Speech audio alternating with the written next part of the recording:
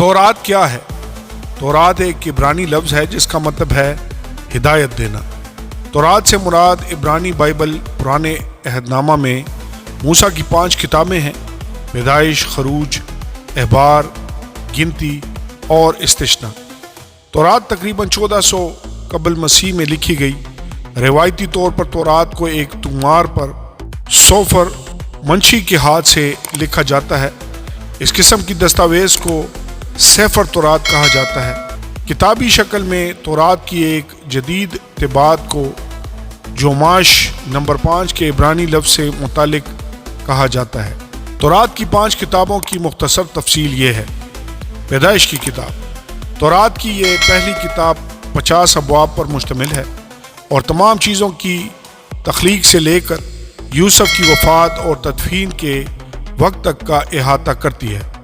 اس میں تخلیق کا بیان باب 1 سے دوسرے باب تک، اور انسانی گناہ کا آغاز تیسرے باب میں، اور نوح اور کشتی باب 6 سے 9 تک، اور بابل کا برج باب 10 سے 11 تک، اور حضرت ابراہیم کی زندگی، اور حضرت اسحاق اور یعقوب نبی اور یوسف نبی کی زندگی کی ایک توسیعی داستان ہے۔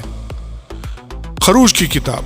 تورات کی یہ دوسری کتاب 40 ابواب پر مشتمل ہے اور مصر میں یہودیوں کی غلامی سے لے کر بیابان میں مکمل خیمے پر رب کا جلال نازل ہونے تک کا احاطہ کرتا ہے۔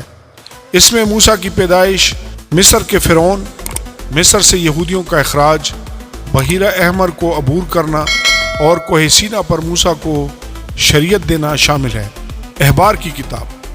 تورات کی یہ تیسری کتاب 27 ابواب پر مشتمل ہے اور اس میں بڑی حد تک بنی اسرائیل کی قربانیوں، نذرانے اور تہواروں سے متعلق قوانین شامل ہیں۔ گنتی کی کتاب۔ تورات کی یہ چوتھی کتاب 36 ابواب پر مشتمل ہے اور یہ تقریباً 40 سال پر محیط ہے جب بنی اسرائیل بیابان میں گھوم رہے تھے۔ گنتی اسرائیل کے لوگوں کی مردم شماری اور وعدے کی سرزمین کی طرف ان کے سفر کے بارے میں کچھ تفصیلات فراہم کرتی ہے۔ استثنا کی کتاب۔ تورات کی اس 5ویں کتاب میں 34 ابواب شامل ہیں اور اسے یونانی لفظ پر مبنی استثنا کہا جاتا ہے، اس کا مطلب ہے دوسرا قانون۔ کتاب میں موسیٰ نے نئی نسل کے لیے قانون کو دہرایا جو وعدہ کی سرزمین میں داخل ہو گئے۔ قیادت کی منتقلی کو مقدس استثنا طریقے سے اکثر قانون کی تعلیمات کا حوالہ دیتے تھے۔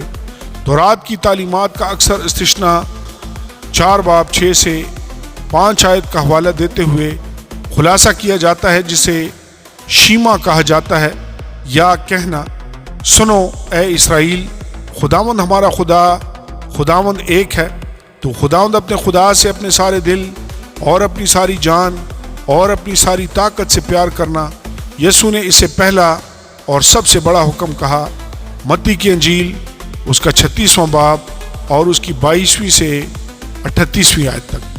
تورات کو یہودی اور عیسائی دونوں یکساں طور پر خدا کا الہامی کلام سمجھتے ہیں، تاہم عیسائی یسوع مسیح کو مسیحی پیشن گوئیوں کی تکمیل کے طور پر دیکھتے ہیں اور یقین رکھتے ہیں کہ شریعت مسیح میں پوری ہوئی تھی۔ یسوع نے سکھایا، یہ مت سمجھو کہ میں شریعت یا نبیوں کو ختم کرنے آیا ہوں، میں ان کو ختم کرنے نہیں بلکہ پورا کرنے آیا ہوں۔ متی 17 باب 5 آیت۔ آمین اور آمین۔